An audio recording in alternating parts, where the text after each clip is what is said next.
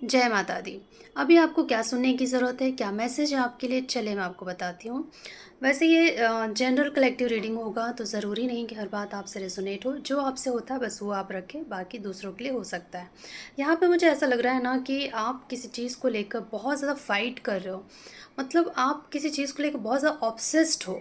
ऐसा लग रहा है ना कि यहाँ पे द डेविल का कार्ड है, ये बताता है कि आप किसी रिलेशनशिप को लेकर, करियर को लेकर, कोई कंपटीशन को लेकर, किसी चीज़ को लेकर आप ना बहुत ज़्यादा लड़ रहे हो। मतलब अपनी तरफ से एकदम हार जीत वाली चीज़ हो गई है आपके लिए ये चीज़ पाना।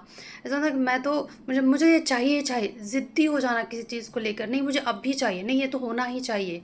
इस तरीके का मुझे यहाँ पे नेचर आपका दिखाई दे रहा है। या तो रिलेशनशिप को लेकर भी आप बहुत ज़्यादा ऑब्सेस्ड हो उस पर्सन को लेकर, उसके अलावा आपको कुछ भी नहीं दिख रहा है। या फिर करियर में अगर हम देखेंगे, या फिर आप चाहते हो प्रमोशन को लेकर, वो एक ओहदा है, लेकिन आप ना उस ओहदे में उस ओहदे को लेकर इतने ज़्यादा ऑब्सेस्ड हो गए हो कि आपको समझ ही नहीं आ रहा है कि आप क्या कर रहे हो।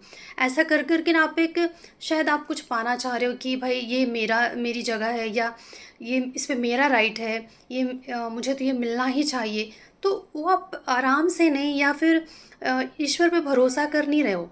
आपको ज़बरदस्ती छीनना चाह रहे हो उस चीज़ को, नहीं मुझे अब भी ही लेना है। तो इससे क्या हो रहा है ना कि आपकी एनर्जी बहुत ज़्यादा नेगेटिव हो जा रही है। और जब आप नेगेटिव हो जाते हो ना, तो एक टाइम आएगा जब चीज़ें ये आपसे फिर वापस छीन ली जाएगी। क्योंकि नेगेटिविटी नेगेटिविटी को ही अट्रैक्ट करता है। तो आपके हाथ में जो आएगा भी ना, तो वो नेगेटिव ही होगा। और वो आपको आपके ही नुकसान के लिए होगा, आपको ही जला देगा उल्टा। तो थोड़ा संभल जाइए। यहाँ पे हर्मिट का कार्ड मुझे ये बता रहा है कि आपको थोड़ा-सा अकेले में समय बिताने की ज़रूरत है। आपको समझना होगा कि सच में आपको उस चीज़ से प्यार है, लगाव है, या ऑब्सेस्ड हो, या फिर ईगो में लेके आपको वो चीज़ चाहिए ही चाहिए। तो ये चीज़ें आपको सोचने की ज़रूरत है। और करियर में मैं आपको कहूँगी कि आपका करियर अच्छा रहेगा, लेकिन आप ना जल्दबाज़ी मत करो। आप ये मत करो बस चाहिए चाहिए, जल्दी होना चाहिए, इतना लेट क्यों हो रहा है? आज जैसे पौधा बोया और कल निकाल के देख रहे हैं बीज को निकाल के कि आया क्यों नहीं अभी तक। तो ये चीज़ें नहीं करनी है आपको।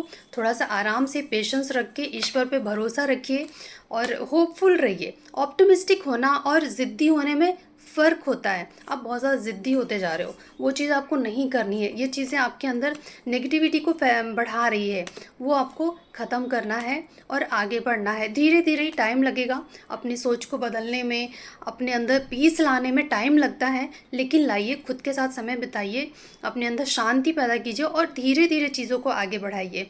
यहाँ पे मुझे लगता है ना कि आपका बैलेंस आउट हो रहा है। आप जो भी कर रहे हो ज़रूरत से ज़्यादा हो रहा है वो, तो क्या हो जाएगा, बैलेंस आउट हो जाएगा।